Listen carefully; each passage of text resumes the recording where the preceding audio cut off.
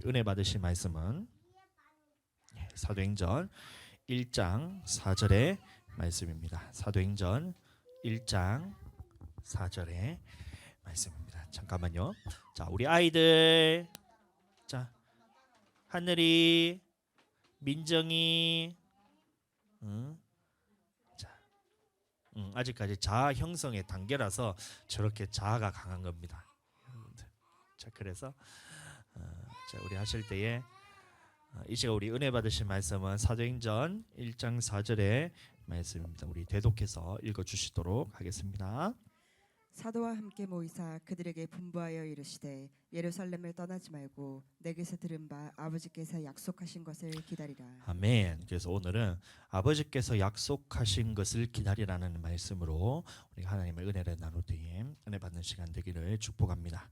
그래서 하나님께서는 사도들에게 가장 먼저 부활하시고 예수님께서 부활하시고 제자들에게 나타나셔서 첫 번째 했던 말씀이 뭐냐면 우리 저번 시간에 했던 숨을 내쉬며 이르시되 성령을 받으라 이렇게 말씀하신 겁니다. 그리고 예수님께서 부활하시고 이제 승천하시기 직전에 승천하시기 바로 전에 제자들에게 다시 나타나셔서 또 말씀을 하신 것이 있는데 그게 뭐냐면 바로 이 말씀인 거예요. 사도와 함께 모이사 그들에게 분부하여 이르시되 예루살렘을 떠나지 말고 내게서 들은 바 아버지께서 약속하신 것을 기다려라 이렇게 말하고 있는 겁니다. 그럼 아버지께서 약속하신 것이 무엇이냐? 사도행전 1장 5절의 말씀입니다. 요한은 물로 세례를 베풀었으나 너희는 몇 날이 못 되어 성령으로 침례를 받으리라 하셨느니라. 예, 위에도 침례입니다. 보통 이제 제가 이제 실수했는데 세례란 말이 있으면 그걸 침례라고 읽으시면 돼요. 세례라고 쓰고 침례라고 읽으시면 됩니다. 그래서 요한은 물로 침례를 베풀었는데 너희는 몇 날이 못 되어 성령으로 침례를 받으리라 하셨느니라 이렇게 말씀하시면서 사모님은 저기 우리 소희자매님 성경 좀 찾아주세요. 자, 성령으로 침례 받으리라 하셨느니라 이러면서 아버지께서 약속하신 것에 대한 설명이 뭐냐면 성령 침례를 기다리라는 말씀입니다. 자, 왜 하나님께서는 이 성령을 기다려라 말씀하셨냐면 사도행전 1장 8절입니다. 오직 성령이 너희에게 임하시면 너희가 권능을 받고 예루살렘과 온 유대와 사마리아와 땅 끝까지 이르러 내 증인이 되리라 하시니. 예, 왜 성령을 받으라 하셨냐면 예수님의 증인이 되기 위해서는 우리는 반드시 성령을 받아야 하기 때문에 예수님께서 성령을 기다리라고 말씀하신 거예요. 자, 그렇다면 여기서 우리가 질문을 해봐야 되는 것이 우리는 그러면 전도를 하는 것이 중요할까요? 아니면 성령을 받는 것이 중요할까요? 이 부분인 겁니다. 우리는 많은 교회에서 오늘날 한국에 있는 많은 교회 혹은 전 세계에 있는 많은 교회에서 이것을 거꾸로 하는 것을 우리가 봐요. 어떻게 하냐면 성령을 예루살렘을 떠나지 말고 아버지께서 약속하신 성령을 기다려라 말씀하셨는데 약속하신 성령을 기다려라고 말씀하셨는데 이것을 기다리지 않고 먼저 나가서 복음을 전하면 하나님께서 알아서 하시겠지. 우리가 나가서 전하고 막 열정적으로 진짜 진심을 다해서 하나님 앞에서 헌신하기만 하면 하나님께서 이 영혼을 붙여주시겠지. 전도가 되겠지. 이렇게 생각하면서 믿는 사람들이 이제 새로 이제 교회에 왔을 때에 이 부분에서 순서대로 하지 않고 야 이제 네가 예수님을 믿었으니까 이 복음을 위해서 네가 들었으니까 그 은혜에 감사하면 가만히 있을 수가 없는 거야. 그러니까 나가서 너와 똑같이 전도해서 전도하는 것이 막 하나님의 일, 물론 하나님의 영혼을 살리는 것이 가장 중요한 일이지만 순서에 있어서 성령 받지도 않았는데 그래서 예수님을 믿었다는 이 고백만으로써 나가서 이제는 사람들에게 짐을 주기 시작합니다. 처음에는 그 예수님을 믿은 은혜에 감격해서 하지만 막 점차 시간이 지나면 어떻게 되냐면 이 첫사랑의 감격이 잃어가면서 또 하나님으로부터 내가 생수를 공급받지 못하고 성령으로부터 이거를 내가 힘을 공급받지 못하니까 어떻게 되냐면 나가서는 전도하면서 힘이 다 빠지는 거예요. 아니 교회에 오면 또 왜 전도 안 해 오냐고. 네가 그러면 예수님 믿는 사람 맞냐면서 이렇게 막 짐을 자꾸 지우는 이런 모습들이 많아요. 그러니까 성도들이 어떻게 돼요? 와서는 교회에 와서는 거룩하게 이렇게 있는 척하다가 결국에는 돌아가서는 이게 전도하는 것이 또 짐이 되고, 교회에서는 다시 오면 어떻게 돼요? 하나님을 실제로 내 삶에서 경험하지 못하니까, 이게 내 안에서 살아계시는 하나님이 경험되지 않으니까 어떻게 돼요? 나가서 예수님을 전하고 싶은데 무엇을 어떻게 전해야 되냐? 그러면 똑같이 가서 똑같이 하는 겁니다. 사람 앉혀놓고, 그다음에 사형리 갖다 놓고, 나는 죄인이고, 나는 하나님께서 만드셨는데 나는 죄인이고, 죄를 지어서 하나님과 관계가 깨어졌고, 이것을 회복시키기 위해서는 예수님께서 죽으셨고, 예수님께서 이제 이거는 믿으면 너희는 다시 하나님과 관계가 회복되는 거야. 가서 요것만 전하는 거예요. 실제로 그러면 삶에서 하나님을 경험하느냐 하면 삭막하게 광야와 같이 메마른 땅이 돼가지고 이 하나님을 실제로 삶에서 경험하지 못하는데, 나가서는 전하라고 하니까, 교회만 가면 전도하라고, 전도가 사명이라 하지만 그러면 어떻게 전도해야 되는지, 그리고 전도할 힘을 줘야 하는데 이것을 다 빼버린 거예요. 그러니까 예수님께서는 뭐라 말씀하셨냐면, 예루살렘을 떠나지 말고 아버지께서 약속하신 것을 기다리라는 거예요. 여러분들, 저번 주에 저희가 성령에 대해서 이제 말씀을 나누었는데, 예수님께서 성령을 받으라 했다. 그래서 제가 설교를 실컷 하고 난 뒤에, 그다음에 제가 이제 예배 끝나고 난 다음에 여기 애들하고 그 새로 오신 그 분까지 해가지고 기도를 다 해줬어요. 성령을 받으라는 말은 실컷 해놓고 실제로 성령이 받는 것이 뭔지, 그러면 성령을 주세요, 성령을 받고 싶은데 성령을 주세요 하는데, 설교 시간에 말씀은 실컷 했는데 실제로 성령님께서 이제 임하시지 않으면 그 설교는 헛된 겁니다. 경찰관이 똑같잖아요. 경찰관이 그 강도 잡는 것이 경찰관이다 하는데, 이것을 힘이 없으면 어떻게 돼요? 경찰관이 도둑 잡는 게 누구예요? 경찰이잖아요. 그럼 경찰관이 가가지고 도둑하고 싸워서 이 사람을 제압해가지고 이겨서 그 사람을 어떻게든 잡든 이렇게 해야 되는데, 경찰관이 도둑 잡다하고 가가지고 그러면 어떻게 하냐면 경찰관이 힘이 없는 거예요. 깡패한테 맨날 맞아가 터져가지고 이제 경찰서로 돌아오고 이런 거예요. 그러면 그게 실제로 경찰이 도둑을 잡는 게 도둑이 경찰을 잡는 거잖아요. 마찬가지로 성령 받으려는데 실컷 설교해놓고 난 다음에 이 성령이 실제로 역사하시는 것을 경험하지 못하면 어떻게 되냐면 그것과 똑같은 거예요. 도둑 잡아야지, 경찰이 도둑 잡아야지 하는데 이 힘을 주지도 않고, 그 다음에 그것을 어떻게 잡는지, 그 경찰 호위 이런 그 있잖아요. 무술 같은 거, 경찰 무술 같은 거, 특공 무술 같은 거 딱 해가 주먹이 딱 날라오면 이게 팔을 이렇게 꺾어가지고 업어치기를 딱 해갖고 요래가지고 제압하는 거 있잖아요. 그런 것들 그 경찰이 다 배우잖아요. 이런 것들 방법을 가르쳐 줘야 되는데, 나가면 이제 마귀 받친 거예요. 세상에서는 공중권세 잡은 마귀가 이것을 완전히 장악하고 있기 때문에 우리 힘으로는 갈 수 없는데, 그러면 교회에서 무엇을 가르쳐야 되냐면 이 마귀의 권세를 이길 수 있는 성령의 능력을 갖춰주고, 마귀가 미혹하는 그 말에 대한 것을 속지 않고 이기기 위해서 하나님의 말씀을 가르쳐야 되는데, 이것은 하지 않고 그래 성령 받아야지, 예수님 믿으면 성령 받은 거야 하면서 그래 마음에 믿기만 하면 성령은 이미 받았으니까 실제로 경험하시는 것은 그것은 이단이고 막 은사주의니까 그것은 신경 쓰지 말고 그냥 나가서 전하면 하나님께서 도와주셔 하면 어떻게 돼요? 아무런 준비되지 않은 경찰관과 같이 도둑한테 가가지고 강도한테 가가지고 꼼짝마 한대. 어떻게 해요? 강도가 니나 꼼짝마 하면서 이렇게 경찰을 막 제압하는 거예요. 이게 오늘날 우리 한국 교회 혹은 세계에 있는 많은 교회의 모습이에요. 마귀에 대해서 제어하고 이길 수 있는 권능을 받고 나가야지, 그래야 우리가 그것을 제압하고 이겨서 들어오잖아요. 근데 이것은 하지 않으니까 계속해서 교회는 힘이 빠진 거예요. 예배 올 때는, 예배 와서는 그러면 어떻게 되냐면 자유를 누리고 난 다음에 그 다음에 하나님의 그 성령으로 통해서 생수가 공급되어서 힘이 나야 되는데, 예배 오기만 하면 어떻게 되냐면 밖에서도 일을 열심히 하고 하는데 교회 와서도 다 일을 시키는 거예요. 교회 할 때만 청소하라 하고, 그 다음에 찬양하라 하고, 식당 봉사하라고, 차량 운행하라 하고, 그러면 다 밖에서도 일하고 와가지고 교회 와서도 일하다 보니까 영혼이 자꾸 메말라갑니다.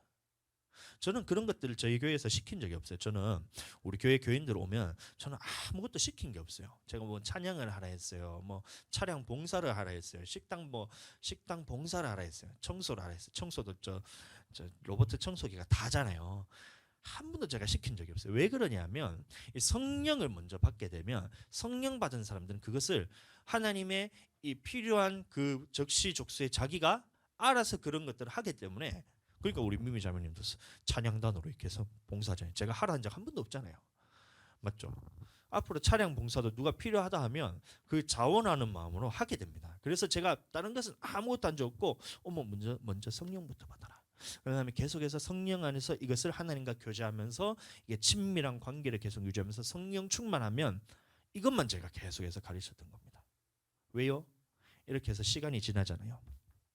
1년 지나고 2년 지나고 3년, 5년 지나고 10년 지나고 이렇게 시간이 지나면 내가 안에 쌓였던 이 성령 안에서 하는 이 그런 감각이나 이런 하나님 앞에서 역사하시는 것들에 대한 이 경험들이 쌓이면 밖에 나가서 아무것도 안 해도 돼요.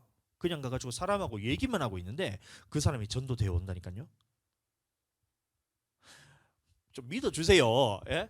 이게 거꾸로 되면 안 돼요. 가서 복음 전해야지, 가서 전도해야지 이러면서 사람들을 밖으로 이제 짐을 주면서 보내면 어떻게 되냐면 그 사람도 지치고 시키는 사람도 지치고 그 말을 듣는 전도 대상자도 지쳐요.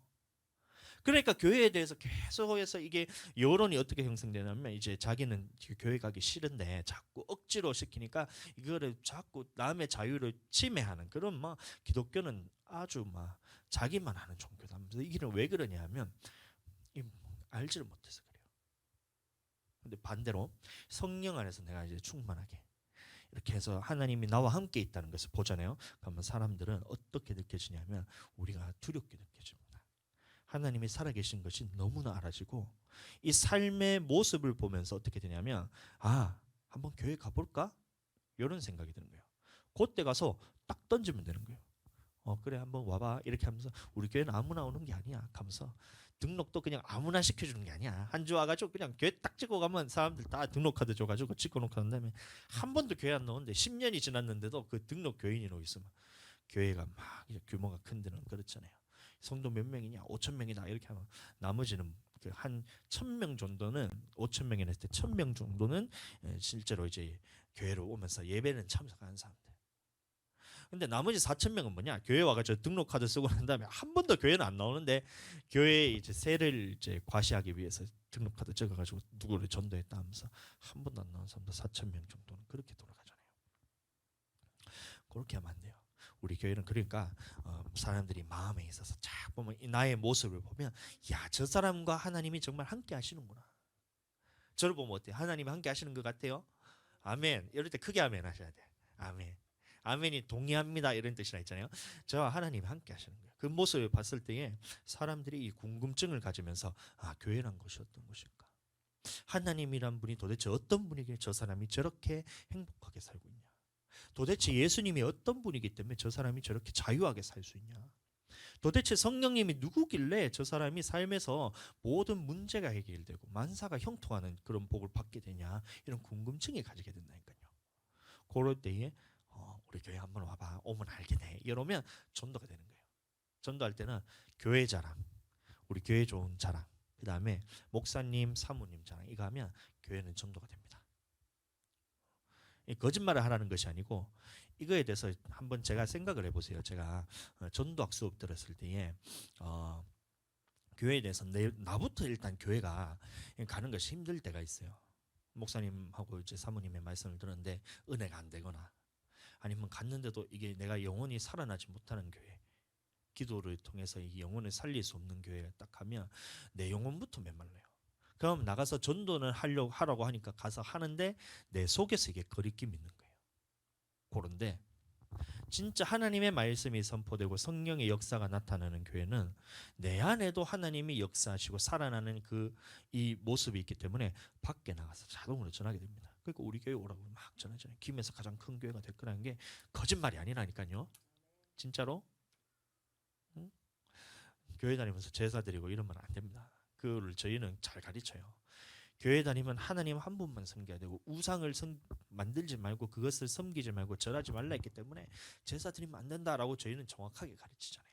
그런데 성도가 많아지면서 이게 교회 혹시 성도님이 떠나갈까 싶어가지고 목사님들이 말할 때 성도들 눈치를 보는 거예요. 큰일 납니다. 저는 절대 눈치 안 봐요. 제가 이제 개척할 때 제가 왜 한 사람도 없이 제가 시작을 했냐면 누군가 기존 성도가 10명 있고 100명 있고 그런 교회에 제가 부임을 해서 갈 수도 있었어요. 그런 자리를 누가 찾아주기도 했고 개척을 하고 있는데도 예전에 제가 사역했던 그 교회에서 목사님이 개척하러 나오셨다면서요. 제가 어떤 교회가 있는데 목사님을 소개시켜주고 싶어가지고 했다면서 막 10명 되는 교회를 막 저한테 소개시켜주더라고요. 근데 제가 한 번도 그거에 대해서 흔들린 적이 없었어요. 눈길 하나 준 적이 없었어요. 왜 그러냐면 제가 그곳에 가면 그 교회를 세웠던 목사님의 가르침대로 제가 가야 되거든요. 그러면 어떻게 하냐면 성도들의 눈치를 보게 됩니다. 그러면 하나님의 말씀을 두려워하고 이 하나님의 말씀을 선포해야 되는데 사람을 두려워하게 되면 사람의 입맛에 맞는 말을 선포하게 돼요. 그렇게 되면 그 영혼들도 다 죽고 저도 죽게 되는 거예요. 그래서 저는 죽고 싶은 마음이 전혀 없기 때문에 저는 아무도 없어도 된다. 하나님께서 안 보내주시면 안 보내주신 대로 그냥 목회하면 된다. 근데 하나님께서 우리에게 은혜 주시고 하나님께서 계획하셨으면 반드시 성도들을 보내주시고 하나님께서 부흥케 하신다. 하나님의 말씀이 선포되고 성령의 역사하는 교회는 한 번도 부흥이 안 된 적이 없다. 그러니까 나만 하나님의 말씀을 제대로 선포하고 나만 성령 안에서 기도하면서 성령 충만하게 되면 성도들을 보내주시는 것은 하나님께서 하시는 거다. 이 믿음 가지고 제가 와서 이 교회에 개척을 했던 겁니다. 여러분들, 그러니까 성령이 중요한 겁니다. 그러니까 예루살렘을 떠나지 말고 전도도 가서 전도를 물론 우리가 해야 됩니다. 근데 그것보다 먼저 되어야 되는 것이 예루살렘을 떠나지 말고 아버지께서 약속하신 성령을 기다리고 성령이 오시게 되면 예수님의 증인이 되는 거예요. 사도행전 1장 8절의 말씀 한번 읽어보겠습니다. 오직 성령이 너희에게 임하시면 너희가 권능을 받고 예루살렘과 온 유대와 사마리와 땅끝까지 이르러 내 증인이 되리라 하시니라. 그러니까 언제 내 증인이 된다고 말하고 있냐면 성령이 너희에게 임하시면 너희가 내 증인이 된다는 거예요. 그러면 반대로 뭐예요? 성령이 임하시지 않으면 내 증인이 될 수 없다는 말과 똑같습니다. 그러니까 성령께서 임하실 때까지 이 예루살렘이란 말은 뭐냐면 이 성전입니다. 교회 우리 예배당이 오늘날로 말하면 영적인 예루살렘입니다. 그리고 여기서 성령이 임하셔서 성령 충만할 때까지 기다리란 거예요. 이것을 기다려야 내가 권능을 받고 나가서 어떻게 해요? 복음을 전하든 아니면 나의 삶의 모습을 보고 그 사람이 궁금증을 가지든 이런 역사가 나타나서 그 영혼들이 구원을 받게 된다는 겁니다. 여러분들 자, 처음에 말씀이 바뀌었냐? 잠시만 기다려주세요.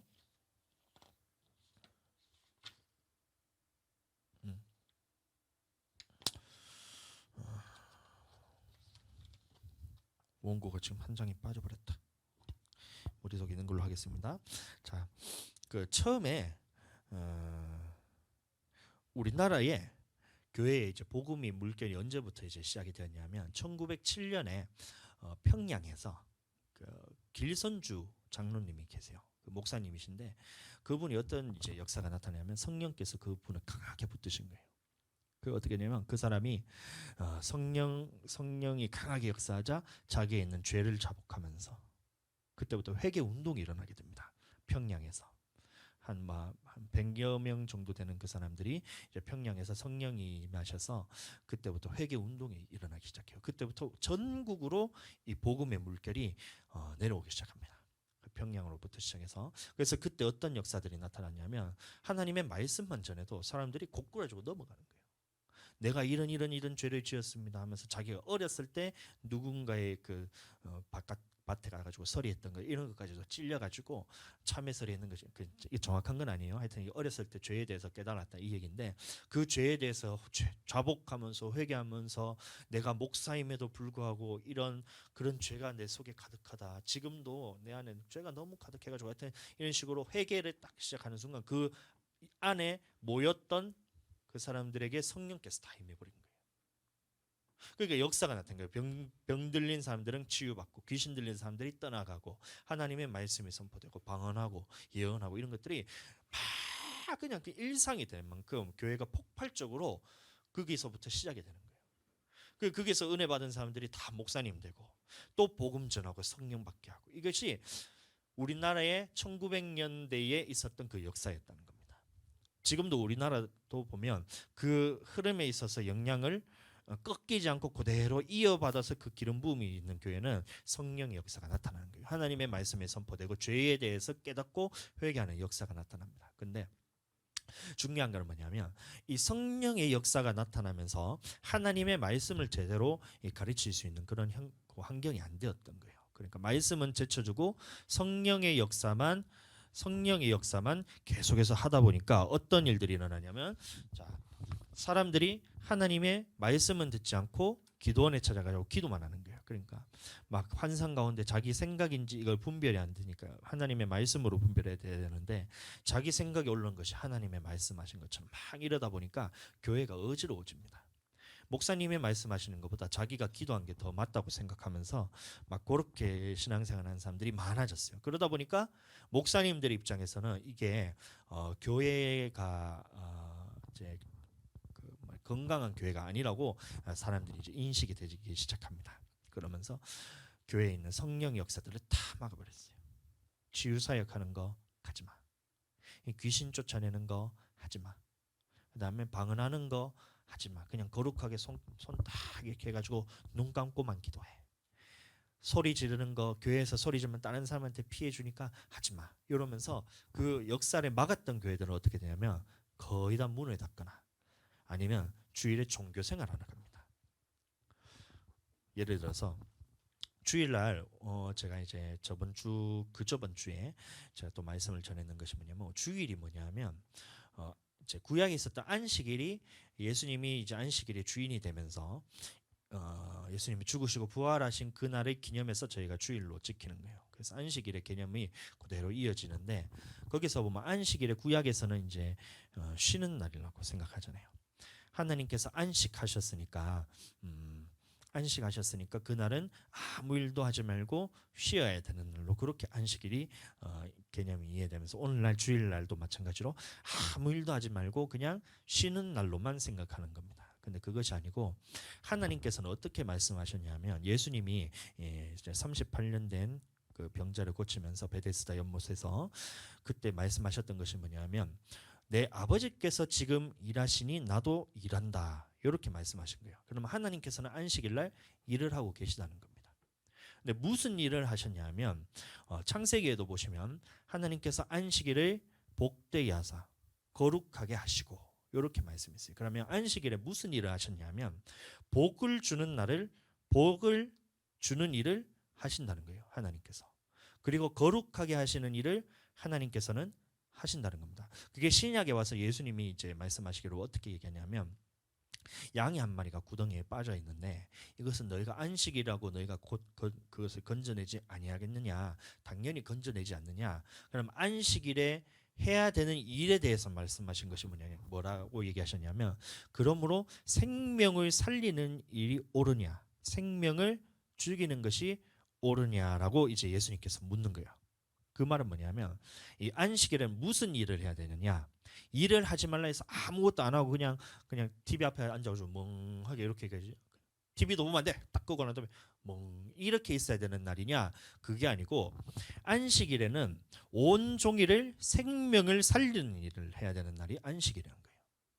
그것이 이어져서 주일에 우리가 그러니까 하나님께서 복되게 하시는 일을 하셨고 거룩하게 하시는 일을 하셨고 그날을 구별하여서 생명을 살리는 일을 온종일을 하나님 앞에 드리는 날이 안식이라는 겁니다. 그리고 오늘날 주일이라는 거예요. 그러니까 우리가 교회 와가지고 예배를 드림을 통해서 하나님의 말씀으로써 이 복이 선포되고 이 말씀을 들음을 통해서 나에 있었던 죄에 대해서 깨닫게 되고 회개하면서 거룩하게 하고, 그 다음에 죽어 있는 영혼들을 하나님의 말씀으로 살리는 일을 우리가 그래서 온종일 하는 거예요. 그래서 오전부터 시작해서 저녁까지 계속해서 저희는 예배를 쉬지 않을 거예요. 앞으로 우리가 교회가 커지면 어떻게 되냐면 1부 예배, 2부 예배, 3부 예배, 4부 예배 이렇게 해서 저녁까지 아침부터 밤까지 하나님의 말씀을 선포하고 기도하는 날로 저희는 그렇게 지킬 겁니다. 지금은 오전 예배 지금 시간 드리고, 그 다음에 오후에 2시에 어린이 예배, 그 다음에 저녁 예배 이렇게 드리지만 하나님 앞에서 주일을 거룩하게 지키기 위해서는 온종일을 영혼 살리는데 매진한 날이에요. 자, 그러니까 이런 하나님의 역사가 나타나고 그 하나님의 교회가 부흥되어 가는데 이런 하나님의 말씀을 듣지 않고 자기 식대로만 자꾸 올라오는 생각이 맞는 것처럼 하다 보니까 교회가 막 질서가 많이 어지럽죠.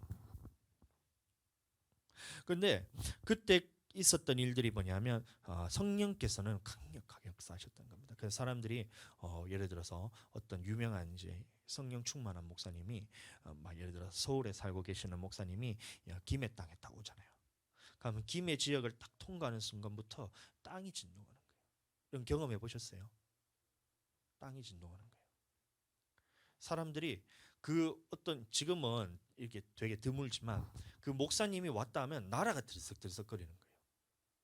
사람들이 뭐 직접 보지도 않았어요. 그냥 왔다는 소식만 듣고 하는데 심령이 떨리는 거예요. 막 이렇게 사람들이 떨면서 자기가 이제 죽어가는 처지가 막 알아주고 막 그러면서 막 뒤집어지고 이런 역사가 1900년 초반에는 굉장히 많이 일어났었어요. 저희 할아버지도 그때 은혜 받고 목사님이 되신 것 같은데 책을 쫙 읽어보면 저희 할아버지 썼던 책도 있더라고요. 쫙 읽어보면 야 정말 하나님의 말씀대로만 전하시려고 정말 노력하셨구나 이런 것들이 제가 보여지는데 고래도 이 성령의 역사가 나타난 부분에 대해서는 조금 부딪힘이 있었으니까 과도기를 겪고 계시더라고요. 자 그러면서 있었는데 무튼 우리 1900년 초에 평양의 그 복음화를 통해서 성령의 역사가 우리나라를 전체를 휘감은 거예요. 그러니까 역사에 유례 없는 기독교가 이렇게 단시간 내에 부흥했던 나라는 우리나라밖에 없었던 거예요.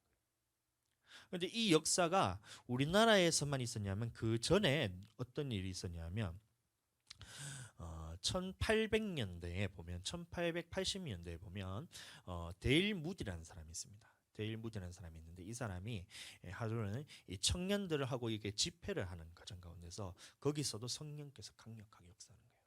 학생 선교 운동회라고 이렇게 집회라고 했는데 거기서 막 한 2,300명 모이는 사람들이 모였는데 거기 성령께서 강력하게 역사해 버린 거예요.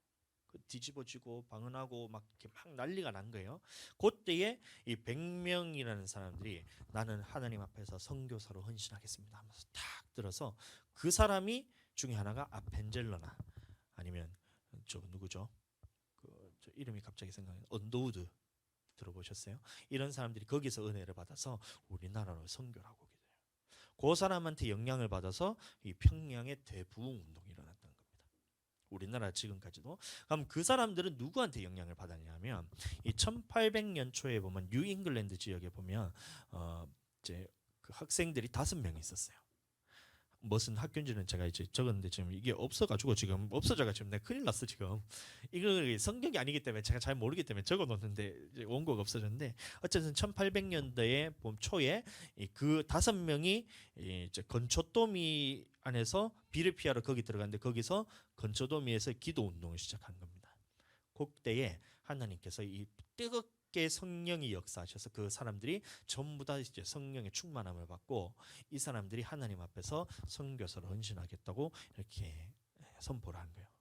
거기 영향을 받았던 것이 이제 학생 선교 운동이고 거기서 데일 무니가 이제 복음을 전했을 때에 거기서 성령 받은 사람들이 100명이 선교사로 헌신하겠다고 헌신하고 그 사람들이 우리나라의 평양에 우리나라에 와서 복음을 전하고 평양에서 부흥 운동이 우리나라에 온 거예요. 그래서 거기 영향을 받은 지금 우리도 지금 하나님의 성령을 통해서 지금 우리 교회가 세워지고 이 역사가 지금도 나타나고 있는 겁니다. 우리나라가 지금 세계 선교에서 거의 이제 미국을 제외하면 이제 우리나라가 1등이에요. 그 인구수로 봤을 때 퍼센테이지로 보면 우리나라가 조금 더 높은데 워낙 미국은 인구가 많다 보니까 이제 숫자에서 조금 딸리는 거지 퍼센테이지로 보면 우리나라가 그 복음의 물결을 이어가고 있는 겁니다. 어제도 제가 참 감격이 되었는데 이 토고 아프리카 중앙아프리카 연합 집회하는 것을 제가 가끔씩 보거든요.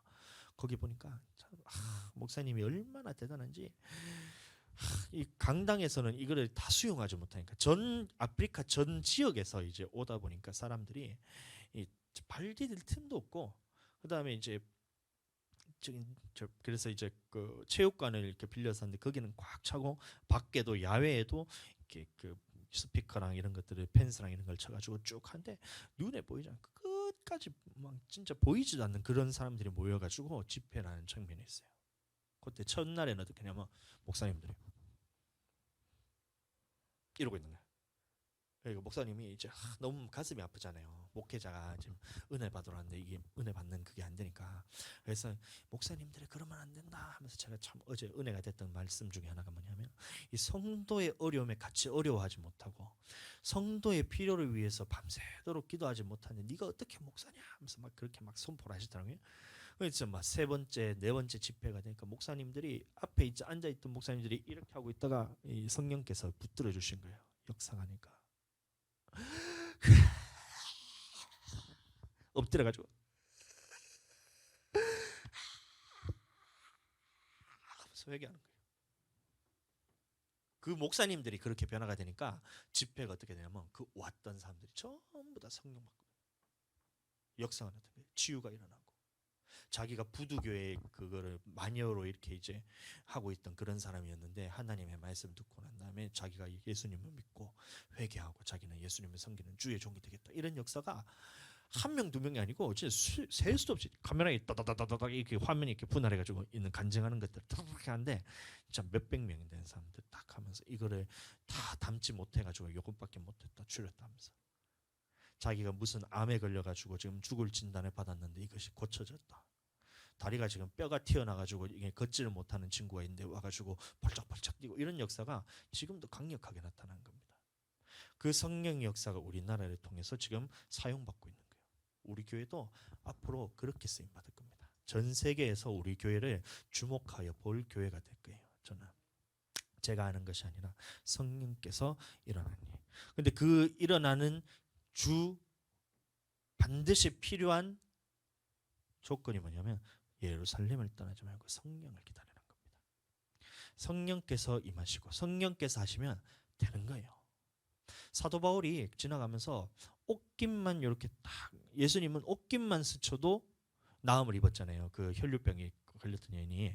근데 나중에 예수님이 말씀하신 것은 뭐냐면 성령이 너에게 임하시면 이런 일을 할 뿐만이 아니라 이것보다 더한 것도 너희가 한다고 제자들에게 얘기를 했다면요.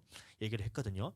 그러니까 제자들이 어떻게 하냐면 지나가는 그림자만 덮여도 이 병들이 치유가 되는 거예요. 실제로 나타났던 역사라니까요. 오늘날도 마찬가지. 하나님의 말씀만 선포되는데도 사람들이 치유되고 병든 것들이 다 떠나고 귀신들이 떠나간다니까요. 왜요? 성령께서 붙으시면 되는 겁니다.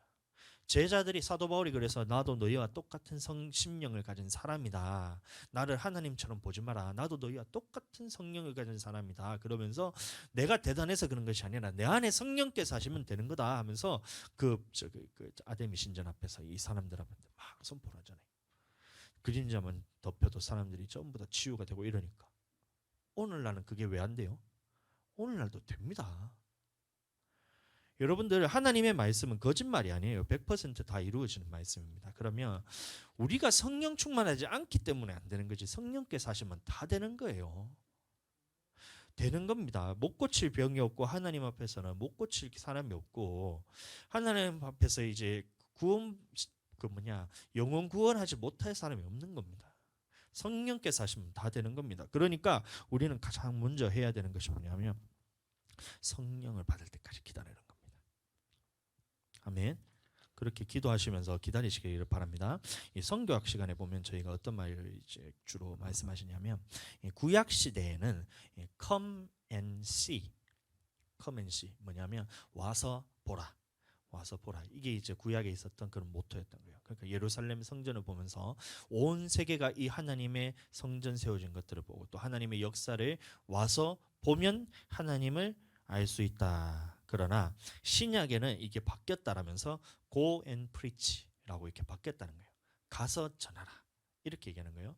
제가 그 말씀을 들으면서 이거는 하나님께서 원하시는 부분에 대해서 잘 모르는구나. 교수님이라 할지라도 이 하나님께서 잘하시는 부분도 계신데 이 부분에 대해서는 하나님의 말씀을 잘 모르시구나. 구약에서도 하나님께서는 come and see, 와서 보라는 거예요. 성전을 세워주고 하나님의 역사가 나타난 것을 보라니까 땅 끝에서부터 이제 솔로몬의 성전을 보기 위해서 시바 여왕이 와가지고 그 모든 예물을 갖고 와서 받는 것처럼 오늘날 교회도 마찬가지입니다. 교회도 우리가 가서 물론 전하는 것도 있지만 이 거기서 이제 사람들이 이 교회가 세워져 가는 모습을 보고 와서 하나님 앞에서 그 살아계신 역사하는 것들을 알아야 되는 거. 그것을 보고 깨닫는다는 겁니다. 예루살렘을 떠나지 말고 기다렸을 때에 성령께서 오시면 그 성령의 역사하시는 것을 보고 사람들이 영원히 구원받게 된다는 거예요. 구약에서는 come and see, 신약에는 come and see and go and preach, 해야 될 게 하나 는 거지 그것이 없어진 게 아니라는 거예요. 그래서 오늘날도 많은 교회가 그러면 교회에서 저는 이제 목회자이기 때문에 그런 소문들이 많아요. 어떤 교회가 어디서 개척했고 어떤 교회가 지금 잘 되고 있고 부흥되고 있고 어떤 교회는 문 닫았고 어떤 교회는 무슨 문제가 있고 이런 것들이 저는 듣기 싫은데 자꾸 들리더라고요. 왜냐하면 제가 직업이 이제 목사라서 뭐 직업이라 하기 좀 이상하지만 어쨌든 들리더라고요. 그 얘기를 들어보면 그 하나같이 오늘날의 코로나 시대도 부흥하는 교회의 가장 큰 특징이 뭐냐면 성령께서 강력하게 역사하시는 거예요. 하나님의 말씀에 있어서 가감없이 주의 종이 담대하게 선포하는 교회가 성장합니다. 성도들 보면서 눈치 보면서 하나님의 말씀에서 이것 조금 빼고 저것 조금 빼고 이것을 조금 변형시키고 이렇게 하는 교회는 교회 성도는 많아질 줄 몰라도 그곳에서 살아날 수 있는 영혼은 하나도 없는 거예요. 결국에는 그 영혼도 처음에는 교회에 오는 것 같지만 지 영혼이 살아나지 못하는 것을 자기가 제일 잘 알거든요. 그러니까 다른 교회를 또 도망가는 거예요. 그런 교회는 문 닫습니다. 근데 하나님의 말씀만 담대하게 정확하게 선포되는 교회, 그리고 성령께서 강력하게 역사하시는 교회는 그런 도망갔던 사람들이 다 그쪽으로 찾아오는 거예요. 영혼이 살기 위해서. 마지막 때잖아요. 지금 말세 중에서도 또 그 말세 지말이라 그러잖아요. 그게 예수님이 오시기 거의 막 다 됐다 이런 얘기인데, 그런 때가 되면 될수록, 마지막 때가 되면 될수록 하나님께서는 성도들 어디로 보내주시냐면 영혼을 살릴 수 있는 교회로 보내주시는 거예요. 그러니까 우리 교회 같은 교회, 하나님의 말씀에 있어서 제가 그것을 제가 거리낌 없이 담대하게 선포하고, 찔리면 찔려도 찔리면 찔려라고 이렇게 선포하잖아요.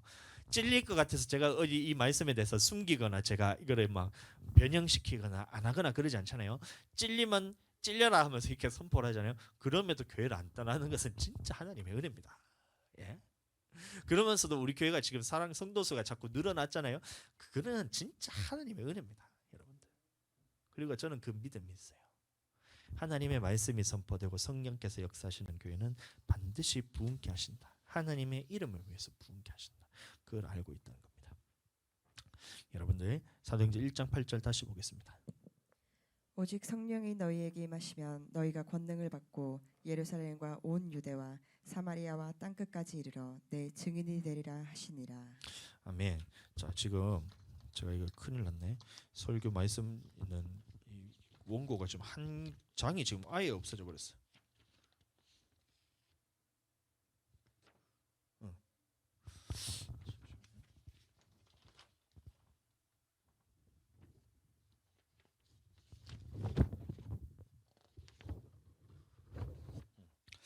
제가 이제 다시 말씀해 보겠습니다. 사도행전 2장 4절 말씀만 보겠습니다. 그들이 다 성령의 충만함을 받고 성령이 말하게 하심을 따라 다른 언어들로 말하기를 시작하니라. 아멘. 예, 그래서 실제로 보면 사도행전의 역사를 보면 이 사도행전이 어떤 말씀인지를 보면 성령이 어떻게 임하셨는가에 대한 기록들이 다 쓰여져 있는 거예요. 간단하게 사도행전이 무슨 책이냐 이렇게 물어보면 이 성령이 어떻게 역사하는가에 대한 기록이 쓰여 있는 것이 바로 사도행전이라는 겁니다. 그 교수님이 말씀하시기는 성령행전이라고 얘기를 하게 됐는데 그 말에 저는 어느 정도 동의가 되고 공감이 되는 게, 성령께서 어떻게 역사하셨고 성령께서 여기는 어떻게 역사하셨고 이것이 기록이 된 거예요. 그러니까 사도행전 1장 8절에 보시면 너희가 권능을 받고 그다음 예루살렘과 온 유대와 사마리아와 땅 끝까지 이르러 내 증인이 된다는데, 그 역사가 나타났던 그 장면들이 계속해서 나오는 것인데 2장 4절 말씀 보겠습니다. 그들이 다 성령의 충만함을 받고 성령에게 말하심을 따라 다른 언어들로 말하기를 시작하니라. 예, 그래서 여기는 뭐냐면 예루살렘에서 제자들이 모였을 때에 성령을 받고 권능을 받고 증인이 되었다 이 말인 겁니다. 그 다음에 사도행전 8장 14, 17 예루살렘에 있는 사도들이 사마리아도 하나님의 말씀을 받았다 함을 듣고 예. 베드로와 요한을 보내매 그들이 내려가서 그들을 위하여 성령 받기를 기도하니 이에 두 사도가 그들에게 안수함에 성령을 받는지라. 예, 사도행전 8장에 보니까 이게 사마리아에도 하나님의 말씀을 받았다 함을 듣고 베드로와 요한을 보내매 그들이 내려가서 이제 안수함에 성령 받기를 기도하니 성령을 받았다는 거예요. 그러면 이 말씀은 뭐냐면 사마리아에도 하나님께서 성령을 보내주셔서 그곳에서 권능을 받고 제 예수님의 증인이 되었다라는 이것을 기록하고 있다는 겁니다. 사도행전 10장 베드로가 이 말을 할 때 성령이 말씀 듣는 모든 사람들에게 내려오니 베드로와 함께 온 할례 받은 신자들이 이방인들에게도 성령을 부어 주심으로 말미암아 놀라니 이는 방언을 말하며 하나님을 높임을 들을. 예, 그러니까 이 말씀은 뭐냐면 고넬료 집안에서 성령이 임했다는 것을 또 기록하고 있는 거예요. 고넬료는 뭐냐면 이제 이방인이거든요. 이달리아 백부장이라면서 그렇게 소개가 되어 있는데 이방인에게도 이 성령을 부어 주셔서 그 사람들도 권능을 받고 예수님이 증인이 되었다 이렇게 말하고 있는 겁니다.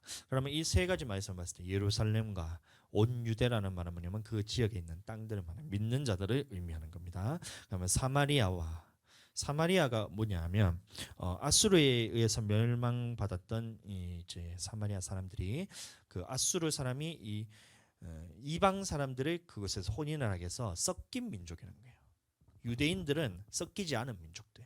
근데 사마리아에 사는 사람들은 섞였던 민족이라 해서 사람들이 이방인과 같이 이제 취급했는데 겉으로는 이제 그 유대인이지만 실제로는 섞였기 때문에 인정을 받지 못했던 그 사람들도 성령이 임했다는 거예요. 그러면 고넬료는 어디라고? 이방인이라 그랬죠. 그럼 이방인에게까지 하나님께서 전 인류에 대해서 성령을 부어 주셔서 그 사람들의 권능을 받고 예수님의 증인이 되었다라는 것을 기록했는 것이 바로 이 사도행전의 기록이었다는 겁니다. 여러분들, 그러니까 우리는 어떻게 해야 되냐면 이 역사가 지금도 우리에게 이어지는 거예요. 그럼 사도행전을 통해서 그 역사가 끝이 났냐? 성령에서 권능을 받고 예수님의 증인이 되는 그 역사는 초대교회로 끝이 났냐? 그것이 아니고 아까 말씀드렸던 것처럼 건초더미 운동 그때도 성령께서 강하게 역사하셨고 그다음에 미국에 있는 그런 회개 운동 그다음에 학생 선교 운동 때도 하나님께서 성령님께서 강력하게 역사하셨고 그의 영향을 받았던 선교사들이 우리 교회에 왔을 때도 이 우리나라가 복음이 대부흥의 물결이 일었던 그 역사도 성령께서 역사하셨고 지금도 하나님께서는 우리 교회를 통해서 그렇게 부흥케 하신다는 거예요. 그럼 우리는 어떻게 해야 되냐? 우리 교회에서 일어나는 일들을 보면 확실한 거예요. 제가 이 김해 지역을 놓고 이제 기도할 때마다 너무 마음이 아픈 것이 큰 교회에 있던 사람들이 우리 교회나 아니면 교회 밖에서라도 한 번씩 제가 이제 만나고 얘기를 하잖아요. 그러면 말씀을 들어볼 때마다 얘기를 하다 보면 근본적으로 달라요. 이 사람들이 진짜 예수님 믿는 거 맞나? 교회는 나간다고 전도는 한다는데 이 삶의 모습을 봤을 때는 전혀 크리스천이 아니고 오히려 불신자보다 더 악한 모습들 이런 것들을 보니까 그 모습을 보는데 제가 마음이 너무 아프더라고요. 그러면서 제가 어떻게 기도하냐면 요새 제가 기도 제목인데 하나님 그런 영혼들 빨리 우리 교회로 보내주세요. 우리 교회로 보내주면 제가 이 양들을 제가 잘 먹이고 이 성령으로서 또 잘 먹이고 말씀으로서 잘 먹여서 이 하나님께서 기뻐하시는 성도로 제가 만들게요. 예? 하나님께서 도와주시고 하나님께서 보내주신 양으로 예수님의 양으로 제가 잘 받들어 섬길게요. 하나님 우리 교회로 보내주세요. 이렇게 기도를 하면서 그 영혼들에 대해서 계속 마음이 쓰인 거예요. 처음에 김해 왔을 때 저희 천문대 가서 딱 보니까 김해 전 지역이 쫙 보이잖아요. 가보셨죠? 그러면 김해가 다 보이는 거예요. 거기서 제가 뭘 했냐면 주여 이 김해 지역을 내게 주시옵소서 하면서 선포했어요. 제가 그렇게 하니까 다 보이더라고요. 저기 보니까 유라서부터 저기 다 보이더라고요. 들판 김해 평야부터 해가지고 유라 장류 쭉해서 다 보이고 우리 산 우리 집도 보이고 홈플러스 보이고 이렇게 저기는 저쪽 편까지 다 보이더라고. 근데 그때 하나님께 제가 이 지역을 내가 책임질 수 있는 사람이 되게 달라고 그렇게 기도했었어요. 지금도 마음이 변하지가 않아요. 그냥 성도수 그냥 막 늘리겠다 이게 아니고 김해 지금 복음화율이 3%거든요. 3%라는 말은 뭐냐면 김해 지역 인구가 제가 처음에 개척했을 때 55만 명이었어요. 그러면 5,500 곱하기 3 하면 얼마예요? 16,500명. 16,500명 정도가 김해 지역의 기독교인으로 자리 잡고 있다는 겁니다. 나머지 그러면 얼마예요? 53만 3,500명 정도는 아직까지 예수님에 대해서 영접하지도 못하고 믿지도 못한 거예요. 그 저는 욕심 없어요. 그냥 3%만 제가 감당하게 해주세요. 지금 다른 교회 3% 감당하고 있으니까 우리 교회가 3%만 감당하게 해주세요. 이렇게 기도하고 있어요. 그러면 우리 교회는 15,000명입니다. 3%만. 그 영혼들에 대해서 죽어가는 영혼들, 여러분들 하나님의 말씀을 알지 못하고 성령 받지 못해가지고 이 성령의 권능이 받지 못하니까 나가서 세상에서 계속 이리 치이고 저리 치이고 죽어가는 이 영혼들을 가만히 볼 수가 없잖아요. 그럼 우리 교회 보내주세요. 제가 양육 잘할게요. 하나님. 이 내가 하는 것도 아니지만 하나님께서 하시면 하나님께서 그 시키신 대로 제가 양육 잘하고 그다음에 하나님께서 우리에게 주신 성령을 내가 잘 먹이고 말씀으로 잘 먹일 테니까 우리 교회 보내주세요. 저번 주에 왔었잖아요. 이 친구들이 기도를 하는데 하나님께서 역사하시더라고요. 그래서 저 남자 꼬마애기한테는 기도하면서 제가 얘기했어요. 지금 너 안에 성령님이 있으니까 입을 열어서 그냥 말을 빨리 하면 방언이 나온다. 그러니까 기도해라니까 하면서 기도하더라고.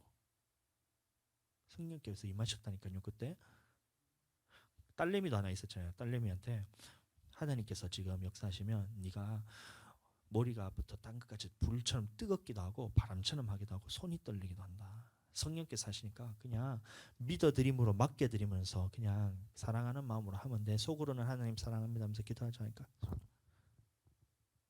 이렇게 기도하더라고. 성령께서 하셔. 저 아들내미 친구들 하더라고요. 그 친구도 제가 기도를 해줬어요. 손 얹고 기도했다. 그거 딱 기도 딱 끝나자마자 걔는 아직까지 예수님 믿은 지 얼마 안 된 것 같아. 까불락까불락거리면서 하여튼 이제 그러던데 기도를 싹 했어요. 처음에 친구들 하고 저기 언니 기도 받을 때는 옆에서 헤헤헤헤 하면서 막 비웃으면서 그랬거든요. 제가 기도 딱 하니까 눈 감고 딱 기도하고 있더라고요. 그리고 손을 딱 대는데 얘기한 게 목사님 손 너무 뜨거워요 이런 거야. 그러는 거예요. 실제로 하나님께서 역사하신다니까요. 소희자매도 제가 몰랐어. 제가 소희자매는 몰랐거든요. 근데 기도를 그때 이제 머리에 얹고 손을 얹고 기도했을 때 소희자매님이 어제 그저께 목요일날 우리가 양육하면서 얘기했던 게 간증이 뭐냐면 그때 예수님이 보이더라. 이렇게 얘기하는 거예요. 성령께서 하시면 된다니까요. 그렇게 우리는 성령으로 잘 먹일 테니까 우리 교회로 보내주세요. 제발 하나님 이양 부흥시켜 주실 거 하나님. 히데겔의 그 강의 축복처럼 그 복이 빨리 이루게 해주세요. 하나님께서 이양 부흥시킬 거 제가 나이 들어가지고 하면 내가 나중에 그 어떻게 제가 목회를 하겠어요. 할 거 빨리 시켜주세요. 빨리 부흥시켜주세요. 원래 저희 목표가 자립하는 교회가 올해 우리 목표입니다. 자립하는 것은 이 모든 교회에 있는 이런 우리 시설비부터 시작해서 월세 이런 것들을 다 우리 교회가 감당할 수 있고 그다음에 목사님 사모님 가정에 대한 책임도 질 수 있는 그게 자립이거든요. 그 교회가 될 만큼 저희는 빨리 성도들도 빨리 보내주세요. 부흥을 빨리 시켜주세요. 언제까지 제가 다른 교회에서 돈 이제 헌금하는 것에 거기 의지가 살아가겠어요. 부끄러운 일이잖아요. 꾸어주고 꾸는 자가 되지 말고 꾸어주는 자가 돼야 되죠. 그러니까 목사님들을 와가지고 나도 나중에 가가지고 얻는 게 좋아요. 우리 교회 헌금 좀 해주세요 하는 게 좋아요. 이 교회 가가지고 헌금하는 게 좋아요. 헌금하는 게 훨씬 좋잖아요. 헌금을 받으면 우리는 그 받은 돈으로 어떻게 하나님한테 써야 되는지 고민해야 되는데 우리가 하나님 앞에서 이 헌금을 그 교회에게 준다는 말은 뭐냐면 우리 교회가 하나님께 쓰임 받는다는 얘기잖아요. 얼마나 좋아. 그럼 오는 게 좋아요? 헌금하고 오는 게 훨씬 좋잖아요. 저는 빨리 그래 되고 싶어요. 우리 교회를 수일 내에 하나님께서 부흥시켜 주시기를 기도합니다. 저는. 여러분 그럼 우리는 어떻게 해야 되냐? 여러분들 그러면 그런 교회가 되기 위해서는 어떻게 해야 되냐면 우리는 성령 충만 받을 때까지 기도해야 돼요. 아시겠죠? 소희자매님도 성령께서 이렇게 성령이 뭐냐면 하나님인데 실제로 우리한테 오는 하나님. 그 하나님이 내 안에 딱 임하는 순간 어떻게 되냐면 소유의 자매님이 완전히 180도 바뀌는 거예요. 게임 끝. 응. 수진이 민정이가 계속 하늘이 때리고 언니 막 뺏고 때리고 해. 근데 이 민정이한테 성령님이 딱 해서 딱 붙더라. 그럼 어떻게 되냐면 민정이가 할렐루야. 사람이 바뀌어 사람이. 진짜라니까요. 저도 와 하면서 이게 다혈질인 사람. 막 내 생각대로 안 하면 막 스트레스 받고 어떻게든 해내야 되는 사람. 내 중심적이고 그런 사람인데 성령님이 딱 임하자 할렐루야. 제가 목사입니다. 이래 되는 거예요. 오케이? 내가 아니고 성령께서 딱 임하면 사람이 바뀝니다. 완전히 하나님의 사람으로 바뀌는 게 성령이에요. 그러니까 우리는 무엇을 해야 되냐? 성령님 지금 이 시간 내게 임하여 주시옵소서. 충만케 하여 주시옵소서. 충만하게 가득 차다. 충만하게 나에게 임하여 주시옵소서. 하나님이 딱 나를 붙드는 순간 그러면 나를 통해서 하나님이 일하기 시작합니다. 그럼 우리 교회는 빨리 부흥됩니다. 그렇게 되기를 예수님 이름으로 축복합니다. 자, 그럼 우리는 뭐 해야 되는가 한번 보시면 사도행전 1장 14절 말씀 이것만 보고 말씀 마치겠습니다. 베드로, 요한, 야고보, 안드레와 빌립, 도마와 바돌로메, 마테와 및 알페오의 아들 야고보, 셀롯인 시몬, 야고보의 아들 유다가 다 거기 있어 여자들과 예수의 어머니 마리아와 예수의 아우들과 더불어 마음을 같이하여 오로지 기도에 힘쓰더라. 아멘. 우리 교회가 이렇게 되길 원합니다. 넓은 마음 교회. 하나님이 보셨을 때 이렇게 성경에 기록된 것 같이 김동수 목사, 그다음에 정진주 사모, 김미미 자매, 그다음에 강소희 자매, 김주아, 김하늘, 그다음에 조수진, 조민정 어린이가 오로지 기도에 힘쓰더라. 마음을 같이하여 오로지 기도에 힘쓰더라. 이것이 우리 교회가 되기를 예수님 이름으로 축복합니다.